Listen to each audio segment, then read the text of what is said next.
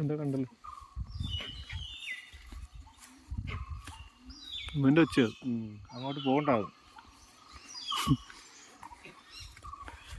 ഇവിടെ ഇച്ചിരി നനവുണ്ട്, അത് പച്ചയാണ്. കുളത്തിൻ്റെ സൈഡായിട്ടുണ്ട്.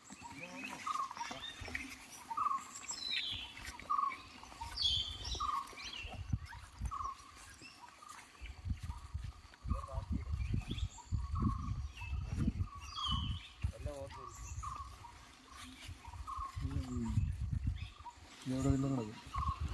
കാട്ടി കഷ്ടം പ്രശ്നമാണ്.